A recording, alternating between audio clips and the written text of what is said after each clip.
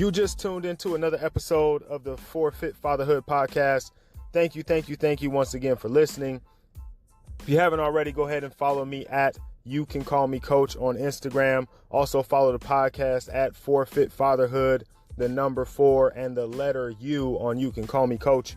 Go ahead and flip over to the next episode, man. I know you love this one, so you'll probably love the next one. Excited for you guys to hear it. All right. Welcome back to another episode of the Fit Fatherhood podcast, a podcast for fathers by fathers, where we talk about the 4 pillars of fatherhood, which are faith, family, finance, and fitness. And I'm excited for this one, especially because I don't know if you guys are watching the podcast, you're probably seeing that my guest is jacked. The sleeve monster got him today. So I'm excited. I'm excited to talk to another brother in arms, another guy who's getting after it fitness wise. We haven't had a whole lot of those. We've been into some of the other pillars quite a bit, and I'm sure we'll cross over. But my guest today is Dane Palarino. Dane is the founder of Dad Bod Sculptors. I don't mind, right? But again, if you're watching, you see he's got snakes on his biceps right now. And he's super jacked. Dane, how you doing? Man, I'm doing well. It's Friday. I'm super excited to be here. Me too, man. I'm actually excited to be inside today. I'm typically I want to be outside and doing stuff, but the last 2 days we have a heat wave right now. So actually the last 4 days it's been 112, 114. It was 116 yesterday. It's supposed to be 113 today. So I'm inside, AC blowing. For guys who've been listening to the podcast, know there's no AC in this room, but I got these little quiet fans that are set up. So I'm feeling good about this one, man. Nice. Me too, man. I'm excited. All right. So Dane, tell us a little bit about yourself, who you are and a little bit about what you got going on. Yeah, man. First off, thanks for having me. I appreciate the opportunity to share my story. So my name is Dane. I'm a founder of Dad Bod Sculptors. I've been an entrepreneur the last 14 years. I'm married. I've got 2 kids, a 5-year-old and an 8-year-old, 2 boys. They've been a catalyst for kind of my transformation. Before I started Dad Bod Sculptors, I think it's important to give some context. So back in 2010, I launched my first headhunting firm in the competitive world of software. So I launched my first firm. It took about 7 years to build that agency with my wife at the time, was my fiance and then became my wife. We built that agency into a 7-figure business, and it took us about 7.5, 8 years to do that. And then we decided to branch off and niche down and build our second firm that was only going to focus on building a very specific function within technology companies, and that was product management hires, head of products and above. And in the first 3 years, we built that to a 7-figure agency, but there was a huge cost, and I didn't realize the cost I was paying to trade off the most success I had ever had in business and in my finances, and that was my health. I had compromised my health in exchange for the success of those businesses. And so one day I woke up and I was about 42 years old. We had a 3-year-old. We had a newborn. And I realized I was the most unhappy I'd ever been in my entire life. And I had been that way for quite some time. And I could not figure out why. I had worked almost 11 years to build this type of business that was generating its own inbound leads. I was no longer having to seek out business. I was best in class at what we did. It was just me and my wife, and we had a small team that was helping us do, high ticket sales. So these were $50,000 to $100,000 per placement deals, and they were coming to me through Google. We were the number one business for that solution, hiring product management leaders. But the brand of Dane was completely unhappy, and I didn't know why. And so I was using vices. And I was living below kind of my own standards. And, and that was through food, that was through alcohol, that was through weed. Sometimes it was pornography. And I was really not living my full potential. And so the wake up call for me, man, was I had always been training, right? I had always been kind of checking the box as a dad. And because I'd been an athlete earlier on in my life. And so I'd always had help, some sort of physical thing that I did, whether it was in the gym earlier, but then as I got older, it was calisthenics, and then working out in just a smaller gym, and then doing P90X, all this shit. And then it ended up being group fitness class training. But long story short, man, I was doing this group fitness class for 6 months. My business was successful, so I was fasting all day, eating two meals a day, and then I was doing a group fitness class at the end. And one day I went in there, they were going to do a transformation contest, and I was like, "Oh yeah, man, I'm within striking distance, right, to win this thing. Let's do it." And so the guys were like, "Great, we're gonna go upstairs and take the before pictures." And just something about that made me really nervous. I was like, "Who's up there? Are these young girls there? Like now I got to take my shirt off." Like, and I just like knew shit. It was gonna get real. So they took me up there, man. They took this picture and they showed it to me, and I wanted to stick my head so far up my ass and run out that door. I was angry, and I was angry because a couple of reasons. One, I was training every day. Two, I was fasting for like 16 hours. So I was like, how did I get here? I literally looked like an eggplant. And then I realized that was why I was so unhappy for the last couple of years. I no longer was comfortable in my own skin. And now I rewind the tape and be like, this is why I'm short with my wife. This is why I'm agitated with my kids. This is why I'm not present when I'm with them. It's because I don't like who I am. And yes, I'm making more money and I'm playing this role as provider and protector, but dude, I am not happy with the person that I've become. And so this awakening for me, man, was like, how does this scale? And so the journey began of me trying to go on this journey of personal development to figure out how I fix the brand and the identity of myself. And so that was kind of the background of how I started my own journey. And I was a little bit over 30% body fat. I had inflammation. I had autoimmune issues. I had skin rashes. I was drinking beer and I was just numbing in the pain and escaping. And for me, dude, as a dad who had waited my whole life to have the woman of my dreams, to have two beautiful kids, two healthy boys, I just had to say, like, what am I escaping? What am I escaping? And so that question really just sent me on this journey of getting a lot of information to fix me. And I used health and fitness as a tool to do that. Man, I like that. I like that story. So I got to ask you. I'm gonna go back to the very beginning because I'm curious, Yeah. and I want to. So when you say you guys were headhunters, what does that mean exactly? What did you guys? What Yeah, were you so doing? companies would come to us. Hyper growth software companies would come to us when they needed to make a confidential hire. So they needed to hire a head of product or a chief product officer or a VP of product. They would go on the internet and say, try to do this confidential search, and they would find us, and then they would call us and say, hey, we either have one that we want to replace, or hey, we just secured $50 million in funding, and we need to make our first mission critical headhunter hire. So they were smaller growth software companies. So we would then build a list of potential target companies and then go headhunt out their best talent, their best product Ah, leaders. And we would build an inventory of 3 to 5 top product managers in that space and deliver them to our client. And so essentially we would recruit people out of organizations that were happy, well appreciated, making good money and not looking for a job. And we would find them a better opportunity. And a lot of that okay, entailed higher salaries, more equity, so the ability to kind of have net worth plays. And so we did this hundreds of times, and we became best in class for doing that. So that's how we became. So I became known as the PM headhunter, product okay, management hunter. Now I like to okay. call myself the belly hunter. Yeah, I like that too. I like that too. That works. That's catchy, man. Okay, Yeah, I wasn't sure what it was, and I didn't want to be the only one. I'm sure somebody else didn't know. I yeah, can't be the no. only one in the room. Some lady thought I was a bounty hunter. She was like, "Oh, so you get people that like skip out on their jail?" I was like, "No, no, that's dog the bounty hunter. That's totally different." Hey, looking at you now though, you look like you would take some people down. So yeah, I mean, That was the goal. Yeah, to get to feel manly again. yeah. So all right. So you built a really successful business. You got a couple kids. You got your wife. You got all the things, right? All the things that we say that we want. Um, and then and you're working out. And this is something that I think is really important because if you go to the gym often, you see the same guys there all the time. Yeah, And they're working out. But if you pay attention, they look the same as they did last year. you're absolutely right. Uh, yeah, it's the same guys doing the same stuff. They're talking the whole time.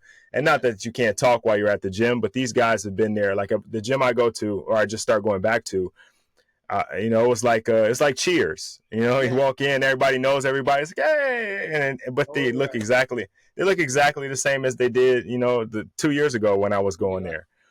Yeah. And I think we're kind of blind to it a little bit. We all got our blinders on, and so we don't necessarily see it. But then you had that kind of aha moment, that wake up moment where you take the picture and you see what you really look like. Yes. Um, It's I such a know good there's, point. I know there's guys out there that they go through it, and I've been through it. I was at that point where I was, doing everything I thought I wanted to do, and I had all the stuff that I thought I needed, but I was not physically where I wanted to be. Yeah. Um, so then what is the mindset shift? How does that journey start? Because I know how you started, but then what are some of the things that you started to do to kind of make that transition? Yeah. So first I started to look at what was making me unhappy. And I recognized like alcohol was making me more negative, more angry, more aggressive, right? Two, I was consuming bad foods when I consumed alcohol. That included sugars and highly inflammatory fried foods and dairy and shit like that. And then I was waking up behind the eight ball. Like I was waking up with my family or after my family. So it was always like, hey, Mm-hmm. keep it down, dad's sleeping, or hey, wait till dad gets his coffee, or hey, be quiet, dad's not fully awake yet. And so I didn't see this because I was like cognitive dissonance, I was just, hey, I got to do work, you guys take care of that, and I could be grumpy old man. But I had recognized like, yeah, this isn't the person I want my kids to remember. And I was blessed to catch it when they were 3 and 1, right? So like they if I can fix this now over the next couple of years, they're gonna remember the better version of me and they're not gonna remember this version of me. So that was my goal, right? That was the opportunity that I saw. So for me, I started saying, well, I definitely can't get in the body of my dreams tomorrow. That's going to be a journey because what I've done here isn't going to get fixed overnight. And I had a lot of negative self talk, Rod. Like I had recognized, like, dude, I hadn't taken a selfie in a couple of years. I had very little pictures with my wife and with my kids, like even when they were born. I see all these dads like snapping the photo and shit. Like I was not whipping cameras out doing that. And I was like, I should be. I should have a lot of that, but I was hiding. The clothes were getting looser, right? The calories were going up. The body was getting just achier and feeling old.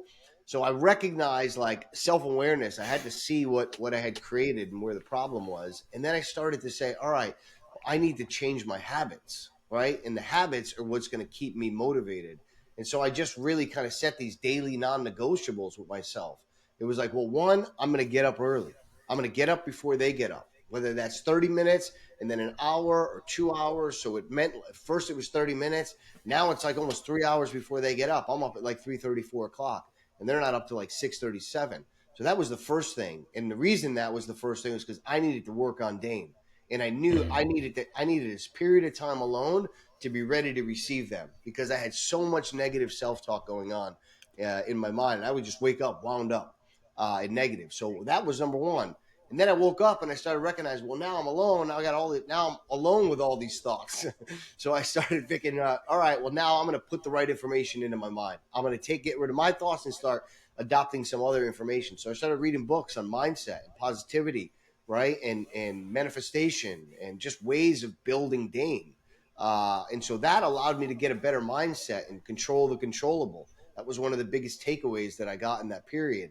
And then number three, I recognized, well, the one thing that makes me feel better, I've never left a training session and said, damn, I wish I never did that. It was like, I got to get myself in the gym. I got to get myself up and moving. And initially it wasn't the gym. It was at home with dumbbells because it was post COVID and there was only 25-pound dumbbells.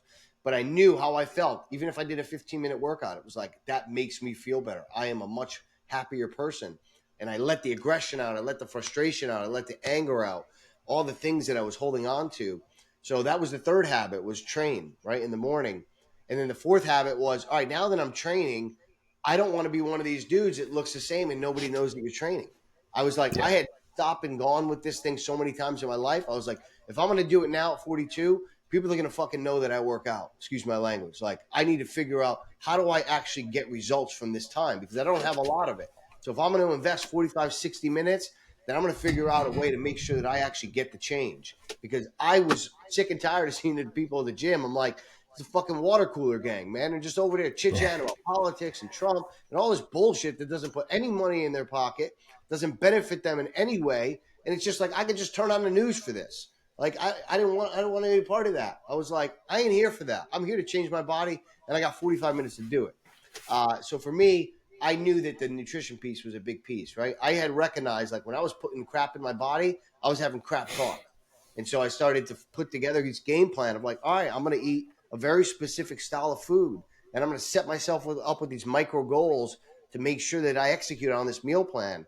And every day I had every 4 hours the ability to win by eating a meal that I had planned out. And slowly but surely, I was patting myself on the back, like, "Hey, you did it, man! You 3 meals in a row, right?" And by 5 o'clock, I had 4 or 5 meals under my belt, and that was like, I woke up early, I read something good, I hit the gym.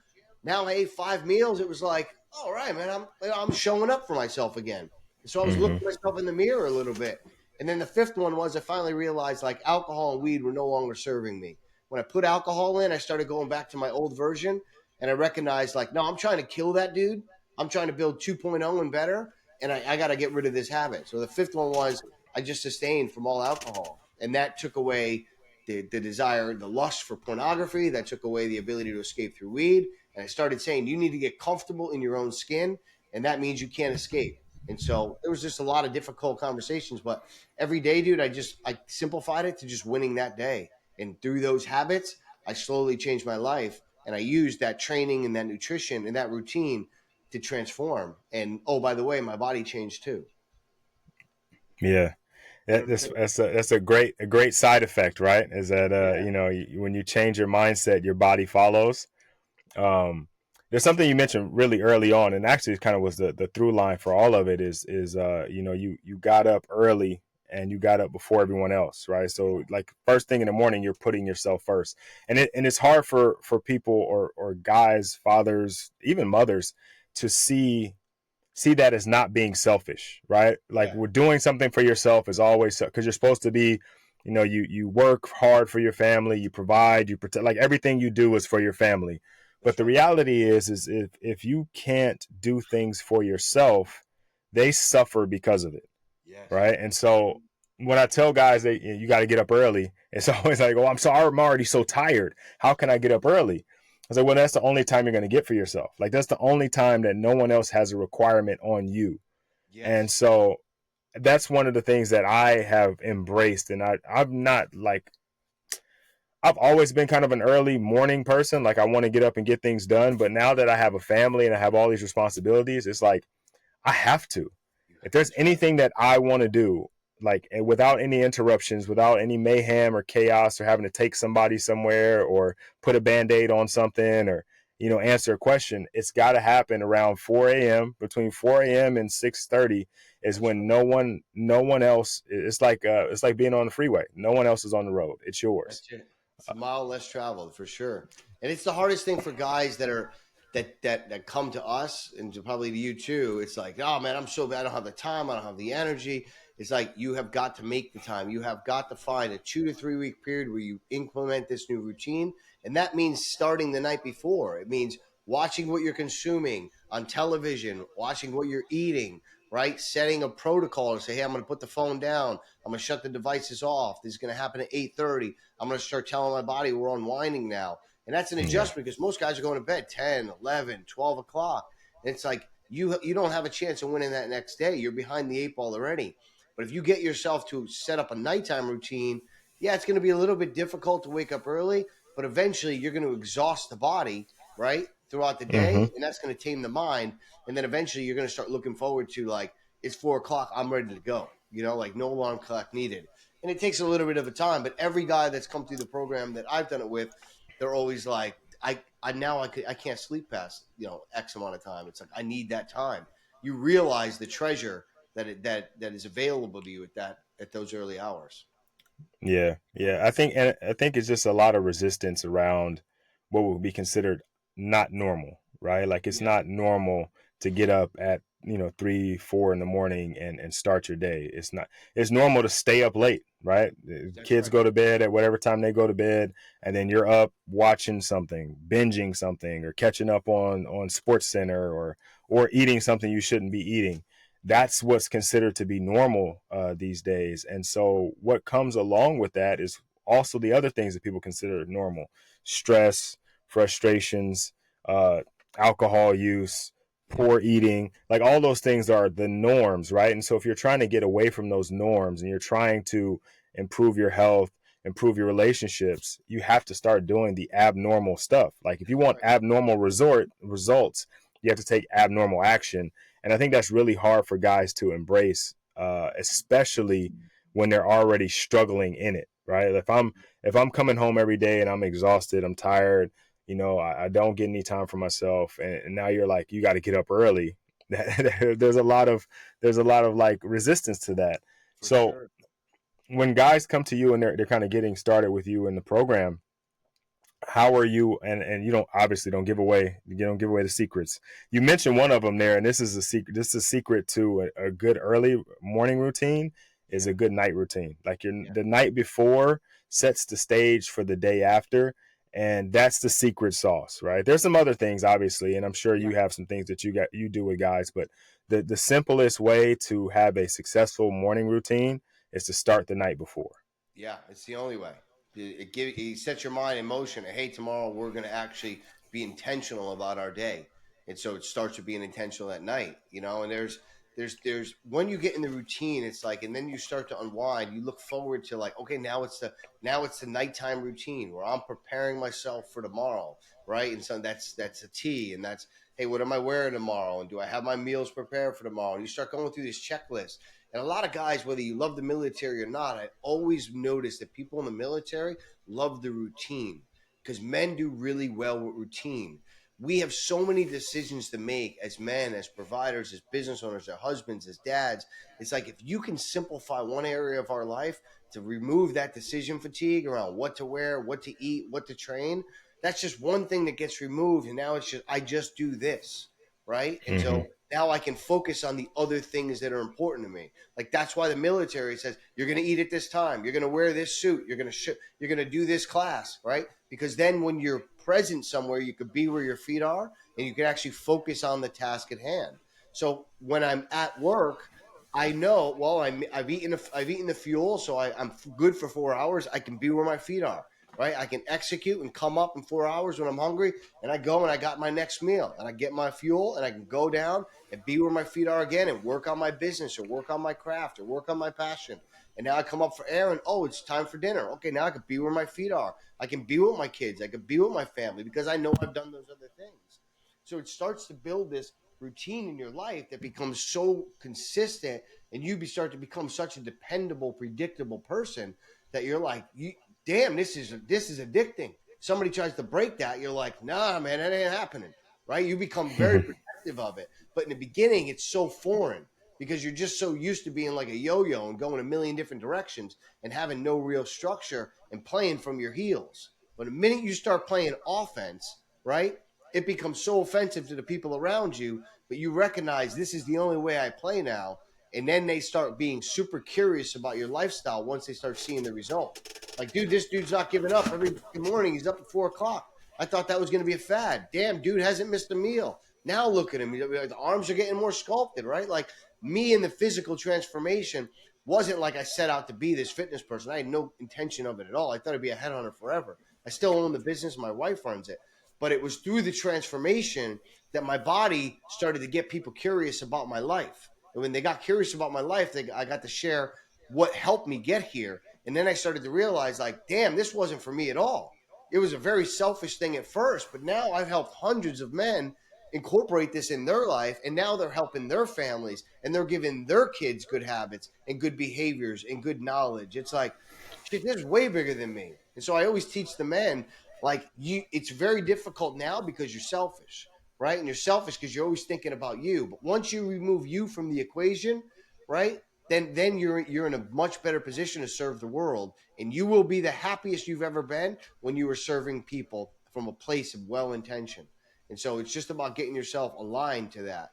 And it can be very complicated, but when you simplify it down to just some simple daily habits that allow you to feel like, hey, I moved the needle forward today 1%, then you start to recognize over weeks, over months, over years, like you're 2.0, 3.0, 4.0. And that person is no longer the average person. That person doesn't think like an average person. They don't look like an average person. They don't act like an average person. And people don't treat them like an average person. So that's the magic of simply just making better decisions every couple hours in your day and in your routine. Yeah, I That like makes that, man. Yeah, yeah. So I with the guys I work with, the schedule is one of the most important things that we work on, right? Because it's really hard to be in control when you don't have control of your schedule, right? yeah, You know, everyone that has a job or has a career or owns a business, you have to have your opening and closing hours. If you're an employee, your boss knows exactly when you clock in and when you clock out, right? Yeah. When I was younger, I worked in a warehouse, Borders, which doesn't exist anymore. It was Borders bookstore, Oh but yeah. we they were so they were so on top of like your time there. When you clocked in, you had job functions. If you were working in the shipping department, meaning loading boxes, you had a specific function and you had to clock in with that function. If you crossed a line and did something else, like say you went from putting boxes onto a pallet and then you instead went over to offload them on the machine, you had to change your job code so they knew exactly where you were, because Yeah. that's how important the schedule was to them. Like, are we paying him a shipper's rate, or are we paying him because it was important? They were accounting for their time. Yeah. I think if our bosses or the companies we work for, or even the companies that we run, are that serious about our time, why aren't we? Right? Because we'll go through our day and we clock in, we clock out, and then just whatever happens happens. Like most guys, and this is a common thing, guys have no idea what's going on in the schedule. Right? Our wife tells us 100 times that this weekend we have X, Y, and Z. Come Yeah. Friday night, we're like, what are we doing this weekend? Like, uh, because we have no idea of what's happening to us, and then our argument is we don't have enough time. That's But the right. reality is we have the same amount of time as anybody else. We just have no account of the time. That's It's like right. saying you don't have enough money, but you got $1 million in the bank. You just don't know because you never check your balance. That's right. That's right. And so, You're not account. You're not planning for. Everybody has the same amount of time. That's so well said. Yeah, you're just not. You're not. You're not owning your time. And you're not taking control of your schedule, and that's where it starts. It's like you got to have these daily non-negotiables that are like, there's a lot of things I can't control in my day, but these five MFers I can't control. Right. And nobody's getting in the way of this. Like I had my group coaching call is on Fridays at 12 o'clock Eastern. I had it like 2 hours ago, and two of the guys said that their wife thought that they were a robot. They were so predictable in their behavior now that it was like, damn, like, oh, you're like a robot now. And it was like, and they were like, you're damn right. Like I finally feel like I have control of my life. Um, and they were, some of them were tired, but they were like, I'm not giving up, because it becomes addicting when you're progressing physically and you see the scales going down, your energy's getting up, you're going up, right? Your attitude's getting better. People are recognizing you. Like that tired voice just starts to get quieter and quieter, because it's like people are recognizing, right?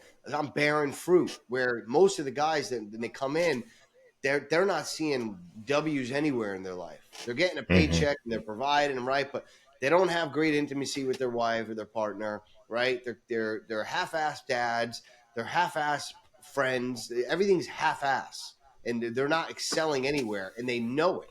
They know it deep down inside. Like, I'm not winning here, right? And money can't buy that happiness. Like I've got some guys that make literally some of our guys make hundreds of millions of dollars, and it's like they're so negative and they're so just not insecure. And it's like that bleeds in so many other areas. Why? Because I knew it. You know what I mean? Like I lived that life where it was like I was making more money than I could have ever imagined, but I was so insecure. Like another mm-hmm, dude that was halfway decent walking to a restaurant, and I'm looking at my wife like, she looking at him. Why is she looking at him? Like all like it's because it's because I haven't given her any reason to look at me. mm-hmm. You know what I mean? Like, why don't I create the person that I believe she deserves and give her that? And then I won't have to worry about whoever walks through that door. And so that was kind of the mission, it became so deep into like, my wife deserves better. My kids deserve better. I deserve better. So I have to take a period of my life where I prioritize myself and find this time, right? And show up so that I can then give myself as an offering to them. And it was initially for just my family. And then it realized like, I started helping so many men. It was like, this is my purpose. This is my passion. Like nothing lights me up more than helping another man, like put his shoulders back, lift his head up again and be like, yeah, all right, let's do this, and that is an incredible gift that somebody gives themselves. But they got to be selfish for a moment. They got to say like, I'm going to make the investment, time, energy, money, resources. I got to put it into me. And it doesn't mean you ignore everyone else. You just start to prioritize yourself. You start to figure out ways to get that time to take care of you. Just like when a Yeah. plane's going down, they're like, don't mask up the people around you. You can't help them if you do that. You need to mask you first and then help those people. So same thing applies. And there are always, Rod, like there's always some resistance from the wife, some relationships, right? Because maybe the wife has lost her way as well and she's not as fit. So now she's like, oh, now he's going to get all jacked and ripped and start changing his body and instrument. And she start getting all like that on him, you know, like, and then they'll make that process more difficult for some of our clients initially. But once they Mm-hmm. see, because they've got accountability with me, he's not giving up. He's still waking up early. He's still hitting every meal. He's still pushing through the workouts. He's still being there for her. He's still giving his energy to the kids. It's like, well, wait a minute, he's showing up, you know, in a way that I never saw him showing up. And then that wife starts to become really curious, right? And so then obviously if you're building a better physique for her, she's even more curious. So yeah. So yeah, that's the magic of all this stuff. Like it's not just about a meal plan and a workout program. Like you can go on YouTube and get that shit all day long for free, but it's about truly changing your mindset and getting a routine that becomes manageable and consistent and predictable around your busy schedule. And then you know how to control the controllable. Yeah, yeah. You know what? I got two things I want to kind of go on, but I want to go back a little bit and talk about like predictable and dependable. I think those are two things that I mean. I think when somebody says you're acting like a robot, there may be a little bit of negative connotation to that, but the reality is that being dependable is a very, very, very valuable asset for a man, for a Yeah. father, for a husband. Like I can depend on you to do the things that you're supposed to do when you're supposed to do them. Like Yeah. that is huge. It has so much value that just and because it's coming from another area, right? Like I'm doing these things in a certain way because it's affecting my health and my fitness, or that's why I'm doing them. Yep. But because I'm doing them in that way, I start to think about everything else that way, right? Like I need to make sure that I'm making time for my family in this way, and I need to show up in this way, and I need to when I'm at work, I need to work in this way. Like all of those things start happening, and because you're more dependable and more reliable, you're starting to build stronger relationships with those people, right? Like people at work notice when you show up and you do the job well. They're Yeah. like, "Damn, man, he's killing it at work." You know what? I mean, we weren't even talking about promotions, but like the way he's doing that job, if we put him in this job, he'd be phenomenal. And the Yeah. same thing goes with your family. Like your wife can just depend on you to do, because we all have like a running list of things we said we are going to do and we're still going to do, but it's 6 months from when we said we're going to do them. That Yeah. starts to wear off like on your dependability scale. Your You know word. what I mean? Yeah. You're not keeping your word. Exactly. And so that kind of, tears down a little bit of your integrity. And then she starts looking at you funny, right? Yep. But then while she may have said robot, at the same time she was looking at him like, damn, he's doing everything he said he was going to do. And like if he's that committed to that, then he's committed to me too. And so he must, he feels the same way. There's all these other things that come along with it, right? Yes. Yep. So when a guy is coming to you, he kind of finds out about your program. What is like the typical guy that you work with?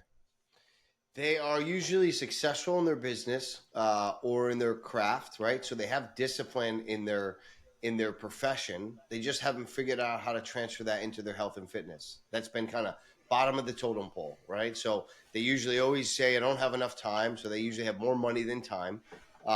Two, they don't have the knowledge. So when you don't have the knowledge, then you don't put as much energy behind it. But once you get a little bit of knowledge and you see that it's working, you tend to believe in it more. And once you Mm-hmm. believe in something, you give it more time and you give it more energy.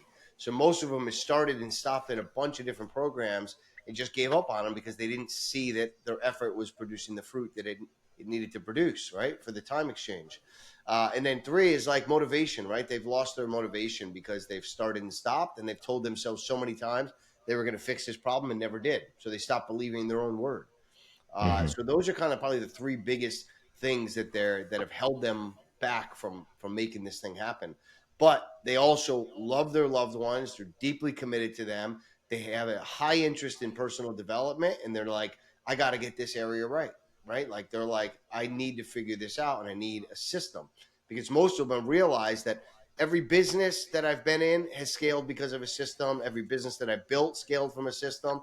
So once I can convince them that the same thing applies to your health and fitness, it's a system, and I went through it for 3.5 years, and I collapsed that down to 12 weeks for you. It's like, all right, show me that blueprint. So they get really committed. That's the only thing I ask them. I say, I'm going to lead you to the water. All you got to do is show up, right? I'm going to tell you what to train, when to train, how to train it, what to eat, when to eat, how much of it to eat, right? What to take, how much of it to take, and who to take it from. Like literally everything is done for you. You just got to execute. And then every week we calibrate. And so these are some of the things that they come to us with and how we solve it. We just simplify that whole process for them. So it's kind of done for you, except they just have to show up and do the work and then check in on a daily or weekly basis, however much they need. Yeah. So you give Yeah. them the recipe. Yeah, I give them the whole blueprint. Like this is how you build the foundation, and this is how we're going to put the windows in. This is how we're going to dress this house up, right? But you got to build a solid foundation, and that comes from core principle 1, 2, and 3. And so that works on like one of the things that they'll tell. First thing we do is a big intake form. Like, tell me your schedule. What time do you wake up? What time do you go to bed? What are your weaknesses? What are your strengths? Like, what's your schedule? How often do you travel? How much do you eat? Eat out. What's your drink of preference? Do you drink alcohol? What are your vices? All this stuff. So we kind of unpack it and say, all right, now here's what your new day looks like.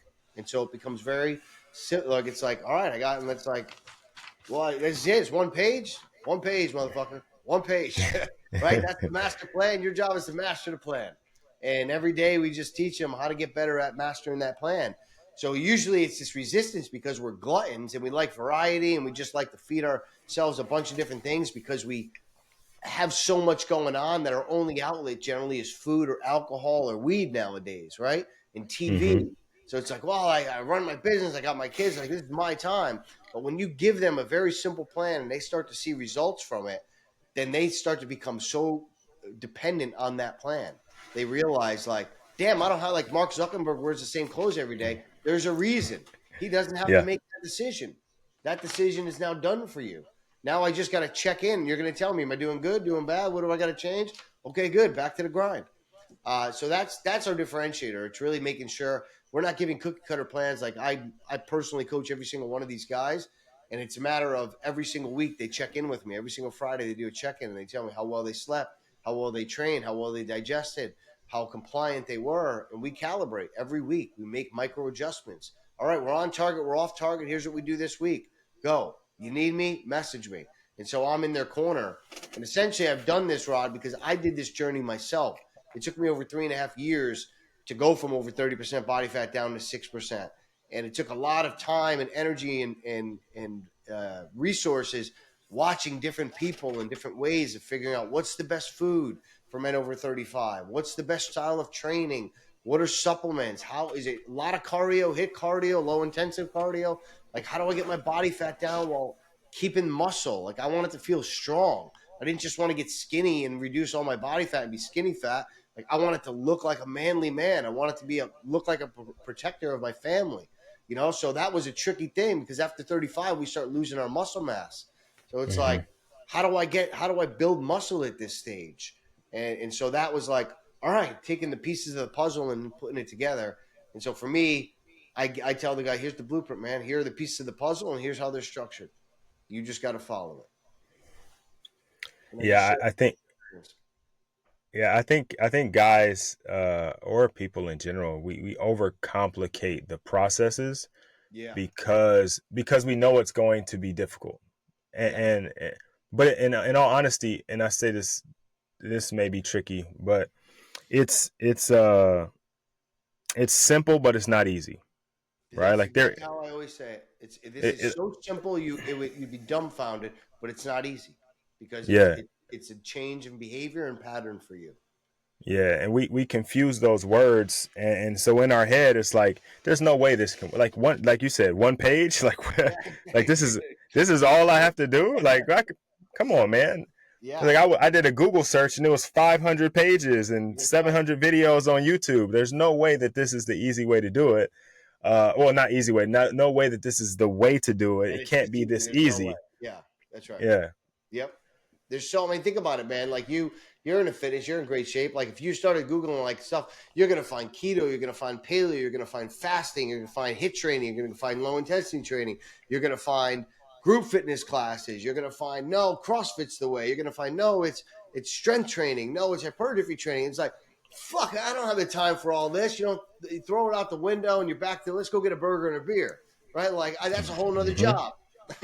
And so that's the problem that I always tell guys, like, it's not your fault, man. Like you step into a marriage or step into a business, you're building that thing while it's in the air. The last thing you have time for is like putting all these pieces together. I was just blessed enough, like my story and my experience was, it took me over 10 years to build these businesses to be successful to where I could afford the time at night. And I was in this, my wife would put the kids to bed at night and she would like fall asleep. And so I would have all these hours alone with my thoughts. And I eventually started investing that into the right information. So every night for years, I would watch 2, 3, 4 hours of TV, getting the information I needed to learn how to transform my body, change my body composition by getting the right food, the right style of training. And every day I applied it. And so most men don't have that luxury, and I did. And so that's why I ended up launching Dad Bod Sculptors, because it was like, no, I'm not just a headhunter forever. And I struggled with that for a while because it took me forever to build that brand, that identity. So it was like, how am I going to tell people I'm this or that? You know, it was like they're going to be so confused. And it was like, yeah, I'm a man of faith, and God was like, you're not this or that, you're this and that, right? Like, Mm. is now a purpose. Is I've given you this test to now be a testament to help other people. And my wife gave me the confidence, like, yeah, I've never seen you light up the way you've light up when you talk about this, when you help other people. Like, helping a business is one thing that's got 10 million in the bank, 20 million in the bank. Like, you make a critical hire, it's great. But when you change a man, whether he's making $30,000 a year or $30 million a year, when you actually change his ability to self-identify and be convicted in who he is and what he's doing, it's way more rewarding, and that it's a gift that they have forever. So that became my new mission. Okay. So it took you 10 years to build the headhunting firms to where they were, Yeah. and then you're like, all right, I'm gonna start helping dads. Like, how was that how was that transition? Did you just like, would you go cold turkey, or were you kind of doing both at the same time, or like, how did Yeah. you manage it? Because a lot of guys that listen, they're like, I got one job, or I got one business, and I Yeah. got kids, and I'm barely keeping my head above water. How were you able to kind of manage, being a husband, being a father, owning the business, and then also learning how to take care of your body and taking care of your body, and like all these ands, like how Yeah. how did you manage all of that? Yeah, man, I became the best husband I've been in the first 3 years. I was not a very good husband. I wasn't very present with my kids. I was great at my job, and that was it.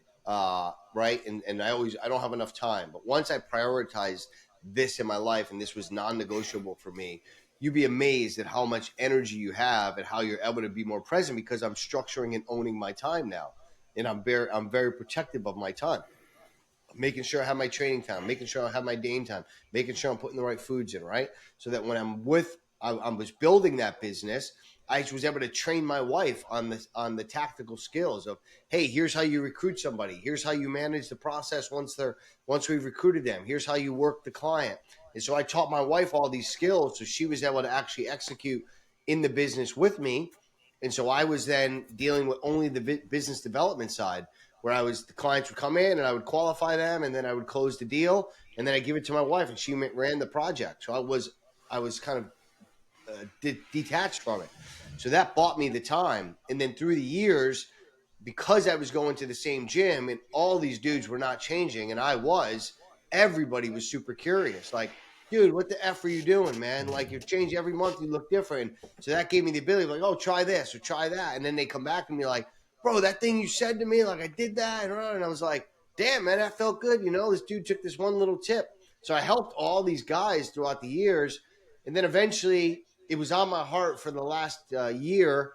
Like, I think I want to try to do something here. And I prayed on it for like 6 months, and it was like, I'm going to open up an all men's gym and a place where men can go and have like a sanctuary to train and put this energy in one place and build each other up.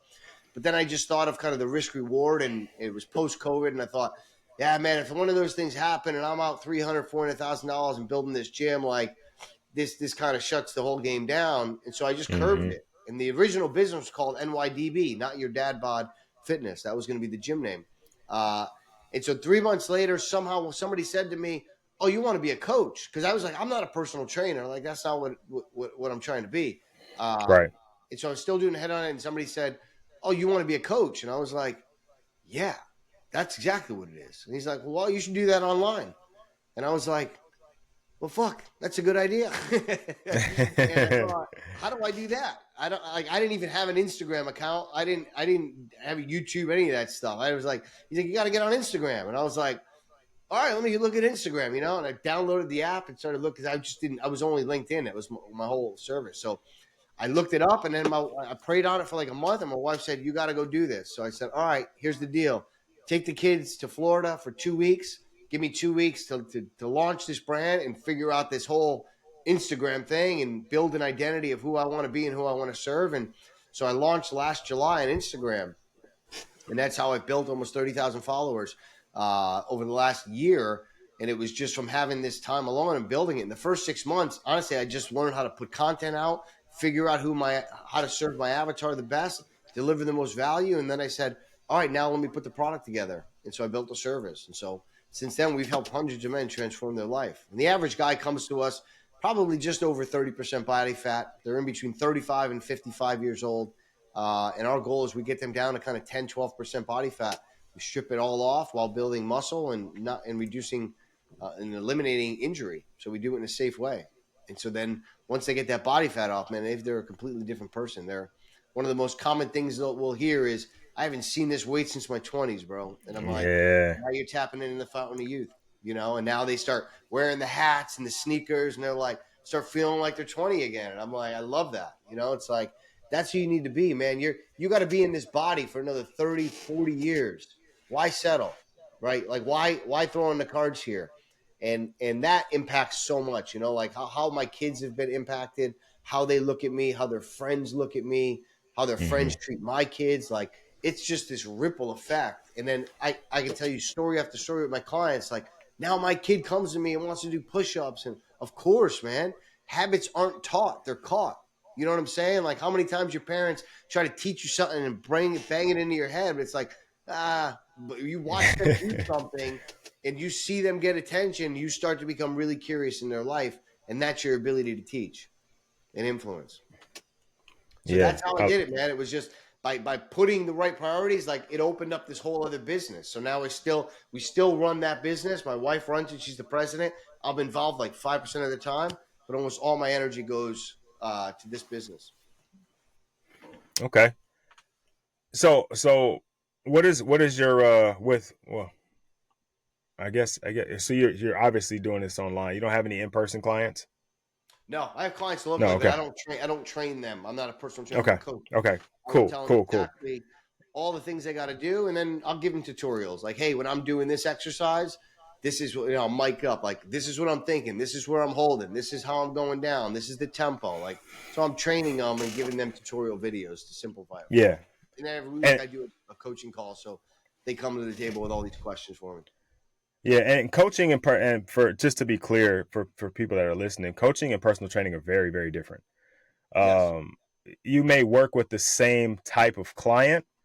You might even work with the same client, but very, very different ways of going about it. And so I don't want anybody to confuse it because that's one of the things that I always was like, I don't ever want to be a personal trainer. I personal trained for, I want to say 8 months. Like when I first got out of school, I played football. I played some semi-pro ball and tore up my shoulder.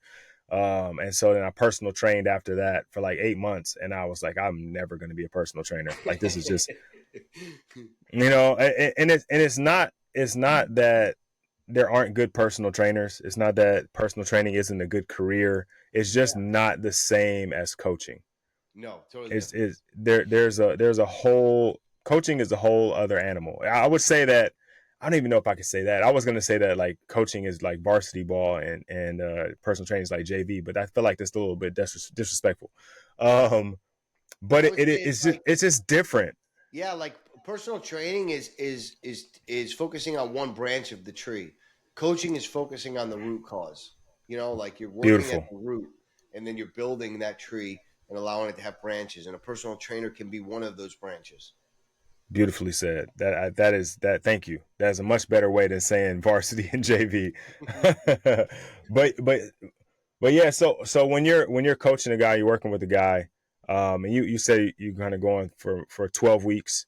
Um, at the end, right when they come to the finish line, they get to the 12 week mark. Um, where do they go from there? I'm assuming in the 12 weeks you've obviously taught them and showed them and coached them on all the things that they need to know. Yeah, And I'm assuming you've worked to build up a different level of understanding, like a whole new identity for them. yeah, But after 12 weeks, they they've completed the program. They lost all the weight they wanted to lose. They've got the body that they want to have. What is your? Because I know, and the reason I kind of give you why I'm asking this is when guys come to you, they obviously have goals for themselves, or maybe they don't necessarily have a goal, but they have an idea of what they want to try to accomplish. Along the way, I'm sure you start to kind of formulate some things that you want them to get from the program, yeah, right? So they probably come in with body weight goals, right? I'm 250, I want to be 200, or I'm yeah, 230, I haven't been 175 since I wrestled in high school. I like to get back to that, or I want to get back to my playing weight, right? That kind of stuff you probably hear yeah. all the time. That's right. But there's probably something that's further beyond the sets, the reps, the macros that you have as a goal for them. What is that thing that you give them in the 12 weeks is that lives on forever? Like, what is that thing for them? Yeah, so it's standards. I've taught them how to raise their own standards because most of the world has no standards. Nobody compare yourself to, so everybody kind of lives average or below average. So you're just always kind of fitting into the mix. So all the guys we haven't really lost anybody that joins. They're usually 3, 6, or 12 months in terms of kind of the investment. 12 weeks is kind of the minimum, but most of those guys from 30%, the goal is get them down to 12% in those 12 weeks, and then once they're there we then focus on building them out in phase two. So then that's kind of 1, 4, 5, and 6. So we continue that personal development side. But when you get through that first 12 weeks, the physical transformation is so impactful to them that they want so much more. They start investing in so many other areas. Like there's so much more interest in raising the standard everywhere else. Like, hey, my marriage needs to be 2.0 now, right? My fatherhood needs to be 2.0. So we're in a group where every Friday, all these guys, we get together. And so there's this community that we've built that now like is predictable and reliable and dependable for them, where they're not being judged, so they feel like they're a part of something bigger than themselves. So that's my goal, is to set them put them into a community with other men that are like-minded on the same mission, who have standards higher than the average Joe, and know and believe in their ability to execute on that. So we're always just kind of raising the bar, and I live this. Like, I'm not a guy that's like, hey, man, I used to do this. Now I'm going to teach you guys how to do it. It's like, I do it. I always tell them, like, even guys that come in, I'm like, man, I do this thing with you every day. Like, I'm here from 4 in the morning to 9 o'clock at night. You could message me and you'll get message right back unless I'm locked in on a call. Like, but I'm getting back to you. Like, you're never going to be alone. And then eventually the community is there for them. So it's like, Mm-hmm. when they start to feel like, hey, they're a part of something that has a vested interest in them being successful, and they're not going to be criticized for these different decisions that they're trying to make to become a better version, because the world's going to criticize you for sure. They're going to have a comment or two about the way that you're doing things until you cross over a barrier to where it's like you said, like, you notice physically that I made a change. Like, people don't like, oh, come on, just have a drink or just have a piece of cake. Like, they know, oh, you probably don't drink anymore, right? Like, no. You probably not going to have any cake. No, probably not. You know what I mean? Like, so they stop putting that like peer pressure on you, because they know Right. this dude has standards. And so what I give them is that I say, you're the one. You're the one in your family. You're the one in your community. You're the one in your church. You're the one in your business. Now, everyone is going to see this guy set the bar higher for everyone. And if you're going for a job, right? Like, you walk in, there's a million resumes. Like, a paper is a piece of paper. You could chat GPT that shit all day and they just all look the same. But you walk in and you're fit and you're lit up and you've got vitality. It's like, whoa, wait a minute. This guy's obviously, when nobody's looking, he's doing shit that people are not doing. I'm really curious about what's going on here, right? Imagine what he'll do when I put some coin in his pocket, right? Nobody's paying him to have that body, right? He's doing it on his own. Like, imagine when I incentivize him, how committed and disciplined he's going to be. So these are the standards that we try to raise. We do it one man at a time, and that will slowly, I think, impact the world. That's my goal, is to leave them, allowing them to leave not something in the world, but in people. and leaving, you know, an impression in people that say like, hey, I should raise the bar in my own life. If he can Yeah. do it, I can do it. I think that's a one of the more understated things that happens when you take care of your health and fitness. When you are taking care of your body and you're looking good. I'm not talking about like, you got a good looking face. I'm talking about like you're physically fit, like aesthetically you look good. Yeah, People treat you differently. totally. Like when you walk into a room, there's some attention that has to go your way, right? That people feel differently about you. You mentioned even earlier like how your kids look at you or how your kids friends look at you. Yeah, Like, they oh man, your dad is jacked. yeah, There's yeah. your kids that are now kind of benefiting off of your fitness, because your That's right, dad man. looks like a superhero. Yeah, And now like the little kids in the neighborhood want you to pick them up, and like little stuff like that you don't really think about.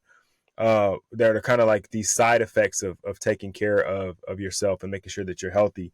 yeah. Um, And your kids are we proud of you, you know, like when your kids are, well, that's the greatest feeling is when your kids look at you and they're proud of you. They're like, you're like the superhero. You never use that word, but it's literally happened in my life where all these kids will come over every Saturday. Like I live in a neighborhood, it's like Sandlot.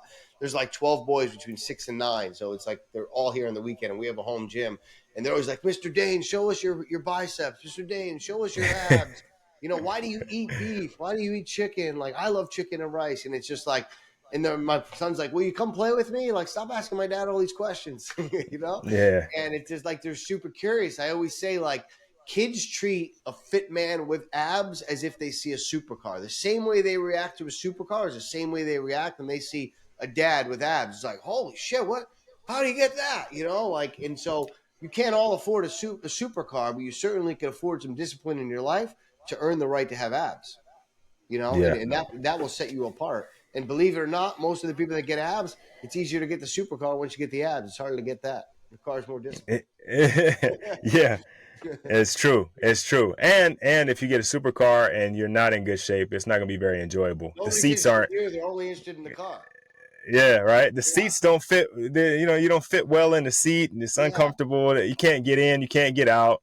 That's Yeah, right. you got to get in shape to get in the And supercar for honestly, like sure. I know I've seen supercars, and you always like question, like you kind of get mad. You're like, how that fat ass get that car? You know, what the fuck? And then you see like it's just like it don't go together. You know, it's like Right, if you see a fit man, you're like, of course he's got that car, right? Like right. now you're like that guy. He just set the bar. He's got a successful career and a successful body. Now all of a sudden I'm thinking bigger, and that's the Yeah, goal, dude. It's like get people to raise the standard in their own life and you be the example and be the offering. yeah. Create the person that I'm creating, the person that I needed in my life, and I'm giving it to the world. That's essentially my mission. You know, I I love never that. had anybody in my life that set this standard, and so I was just awakened one day, and this was put on my heart, and it was like, yeah, like I had so much pain and agony with my own self image and my body and my partnership and all of these things. It was like I need to go do the complete opposite. And it took a while, but one day it happened, and it was like, man, I think I'm there. You know, and Yeah, now I gotta keep beating the guy from the day before. I like that, man. Just every day, right? You gotta beat the guy from the day before. Yeah. So we've talked a lot about fitness. We talked a lot about mindset, and we talked about a variety of different things. Um, but I'm curious about your own personal fatherhood journey. You got two boys, and like you say, you're crushing in business. You got your fitness together. You're setting the standard. How has that journey been for you? Man, it's been a great one. One, it's like the days are long, but the years are short, you know. And so when I recognized one day I had a 3 year old and I had this 1 year old, and my wife is just she's been one of these wonderful wives where I never lost a night's sleep. I never had to change a diaper. I never had to get up in the middle of the night. Like she handled that business. She was like, "You got that business, I got this business," you know. But the downside of that was I felt alone. I didn't feel like I was part of the team because I didn't feel Mm, needed. So that allowed me to kind of self sabotage myself when I was outside the business through like, hey, I'm going to drink some beers tonight and oh, I'm going to smoke some weed, right? And like just kind of escape because I didn't have those responsibilities like I had in the workplace. So I wasn't very present the first couple of years. I was there, but I wasn't invested in my kids. And I always felt this, like, everyone says when you're a dad, like, it's the greatest thing in the world. And I'm like, when am I going to feel that? You know? Mm. And that was really a lonely, sad feeling to have, dude. It was really one of the reasons that I decided, like, yeah, you know what? I keep picking fights with my wife and keep saying everything's everybody else's fault but mine. But really, I'm the common denominator here. Like, I'm causing all the chaos. And this chaos is hurting them. It's reflecting poorly on me as a father because I'm yelling or getting in a fight with my wife or being, just a little bitch. And so that was really the catalyst. That was like, okay, when my son's 7, the other one's 4, they're going to be aware of this behavior and they're going to see Mm. that I don't have standards, but now I'm trying to set standards for them. And that's really not going to fly too long, right? When they're 11 and they're 8, they're going to be like, you don't really have these, you don't really do this shit in your own life. Why am I going to listen to you? Because that's what kids do. And so I knew if I wanted to have standards in their own life, I had to raise it in my own life. And so I set out to be the man that had these standards that were unquestionable and that my kids admired and that they would say, like, hey, my dad is dependable. And so I love the fact now, like, because I'm up early, one of my sons is like, I'm part of the 5 a.m. club, and he always wants to be up early. But I love that he knows every day, no matter how early he gets up, I'm already up. I'm ready to receive him. And I can make breakfast for him. And I get super emotional about that because I was never that person. And so, yeah, that was really what I wanted to create so that they had this as the memory of their dad versus like the 1.0 version. Yeah. And kids have a miraculous way of being transformational, right? Yeah. They definitely, without knowing it, right? They have the innate ability to kind of change who you are and who you want to be, like who you're becoming, right? Yeah. That was a So, big thing for me, dude. That was a big, like, outside of trying to be a better husband, it was like, no, man, these kids are they're young now, but they're not gonna be young forever, and the time is moving. So I had to have macro patience with myself to have grace, but I also knew, like, micro urgency, like, you got to keep creating a better version because each day is impactful to them. Each day I'm making an impression on them with my behavior and with my habits, and so I just kind of put my head down and was like, I'm gonna do the work. And then one day, like, we were at a pool. It was probably like 2 years into my journey, and we went to a water park, and I took my shirt off and I was walking my kid to one of the slides, and like a group of teenagers were staring at me as if like it was a supercar. This is where my supercar moment comes from. They were staring at me, and I'm like, these kids looking, and I just keep walking, and sure enough, like, they were like, hey, are you Mr. Olympia? And it was like, holy shit, no, I'm not him, but damn, that's a compliment, And my son yeah. just so happened to watch these Mr. Olympia videos with me because I had given myself a new identity because of my behaviors were so different with the way I ate and my gym routine. And I had to teach my son that he didn't know what a headhunter was, right? Like, Mm. so he's like, what do you, I said, daddy's want to be a bodybuilder. Daddy does all these things because I want to shape my body like a bodybuilder. So he had known Mr. Olympia. So he looked at me and he had this glaze like, they just called you that. And it was like, he saw the picture of that. And it was like, he never looked at me like the same, he always, it like was really impactful. And it was like, I've had the first moment in my life where I was like, I created the person that I wanted to create, like, now I'm here. Now I play from here, because up until Yeah. that point, I wasn't doing it. I was just kind of just doing the work, man, just going by the habits and doing the habits. And so, yeah, that was a big moment for me. And it was like, all right, I got to protect this at all costs. Yeah. I like that, man, because it solidified for you all the hard work at that moment. Like, you knew it was worth it, and Yeah. you knew that you were doing the right things, and it felt good. And I'm sure, like, you were seeing the progress you wanted. Obviously, you looked really good at that point, but like that cemented it, right? That was like the nail in the coffin of like, yeah, I got this. Is how good it made my son feel. Yeah. It wasn't a vanity moment for me. It was that how he felt about me. Mm-hmm. So I got to ask you, since we're talking about fatherhood, and obviously a fatherhood podcast, we gotta talk about fatherhood. What does fatherhood mean to you? It's it's setting the right example for the kids. Like, for me, it's not about giving them material things, giving them like things of the world, but it's what I'm leaving in them, right? Like, Mm. the ability to fail forward. Like, I don't talk about fatherhood because it's so hard to talk about. They talk about fitness and nutrition all day, but it just gets to my heart. It's the ability to teach my kid. Like I had a very successful business, so he didn't have to see me grind in that business. Okay, but when I had to Hmm. build this business, there were days where you're grinding. You're getting a business. You got to get velocity. You got to put the pieces together. You got to get this thing in the air. You got to build it. So there's days of frustration and anger and like, what am I doing? I got a business that's successful. Why am I trying to do this? But I would always Hmm. pull my kid in, and I would say like, I'm not winning right now, right? And I want to give up, and I want to like stop, right? Because it's getting difficult. But this is where you got to sit and work through it. And so I would Yeah. have those moments of trying to leave that impression in him, right? And so, yeah, that was really what it's about for me, is teaching them that life is never going to be easy, and you've got to embrace that, and you've got to take a deep breath, and you have to lean into failing forward. Hmm. And building Dad Bod Sculptors was a great chance to do that. And so now, in all he does, soccer, football, jujitsu, school, he just leans into that, and that, Yeah.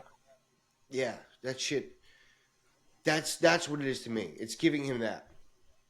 Yeah, you said something earlier, and that what you just said was a perfect example of it. Is that you're not taught it, you caught it, and Yeah, he caught on to it, right? Like he got the opportunity to see you, he caught you in action, yeah, right? He's getting the opportunity, even still, to catch you in action, yeah, and because he's catching you in action of building a business and grinding and having the ups and downs and failing forward, he's going to see like those are the things that you're supposed to do, right? He sees how dad is showing up in the relationships. He see how dad is building businesses. He sees how dad is pouring into other people, how dad is showing up for him. Like these are all really, really valuable lessons that he's catching on to, because you're just living that life. Like you're just living it. yeah. That's what it is to me. It's leading by example, but not being the absent hero. That's, Mm, oh, my dad. I never. He was this to all these men. Damn. But he was never there for me, right?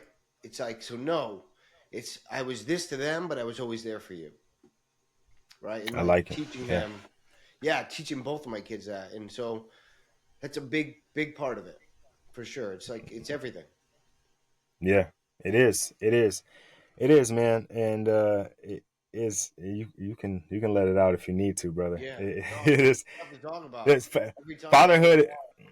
Fatherhood. It has its way, man. It has Yeah, its way. I would say I wasn't like a tough guy, but I rarely ever cried until I had kids, and now it's like something happens in a movie where a dad is proud of their kid, and I'm like, God damn yeah, you just choke up. it.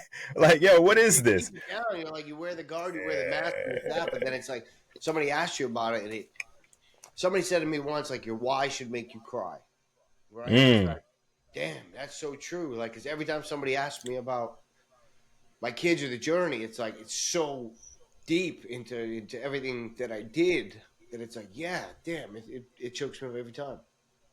yeah. Yeah, So I got another question for you, and it's kind of a two-parter. Um, we obviously have guys listen to the podcast, right? But if you've got your own platform, you've got guys in the program. But if you wanted to share a message for every father, if you could bend their ear for a second, what would that message be? you got to find it. You have to find. You have to stop being selfish, and you got to start being selfish. You know what I mean? Meaning, you have to stop being selfish in the fact of like consuming everything you want and justifying all your bad behavior and your vices and your lack of fully going deep into something, right? Because I think that somebody that doesn't take care of their health and fitness is selfish, right?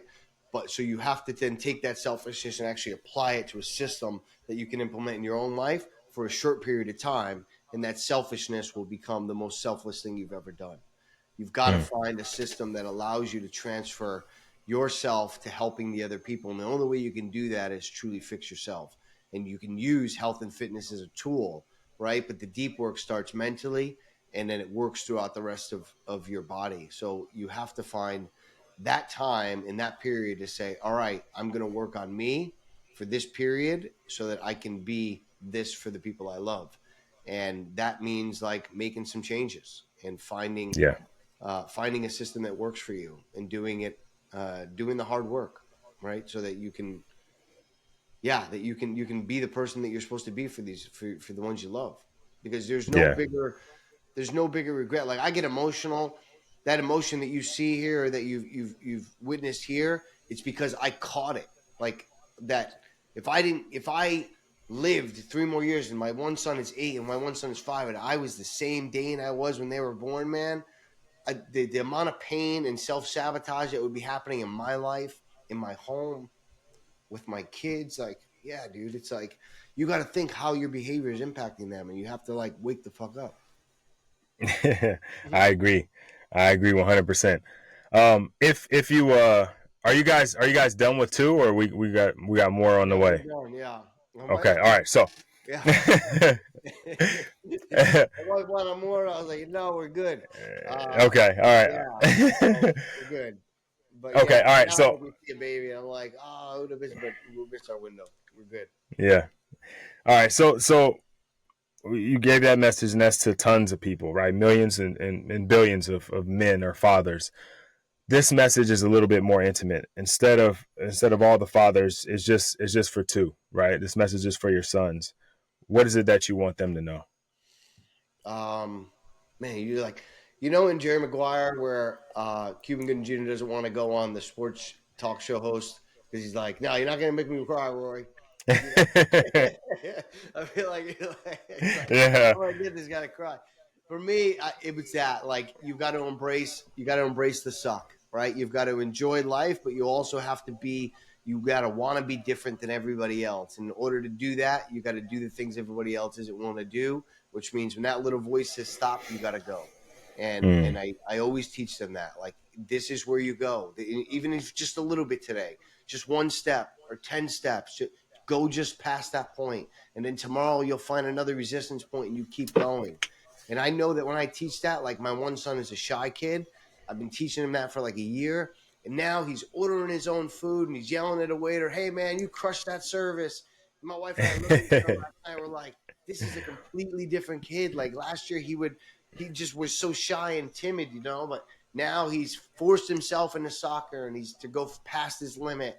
And he's forced himself into football to go past his limit. And all these little micro limits that he's pushed himself through has made this kid like the most popular, the most friendly, the most caring, the most empathetic. Yeah, it's like shit. That is like, that's a dad's dream, And so hmm that's how I wish somebody would have taught me. I had to learn from like my parents having no standards and not setting any real discipline in my life, and I just was blessed to have this awareness of like whatever they're doing, I got I got to do the opposite if I want to succeed. So I give my kids who I wish that I had had, and that's There somebody you go. just be a guiding light, but not do it for them. There you go.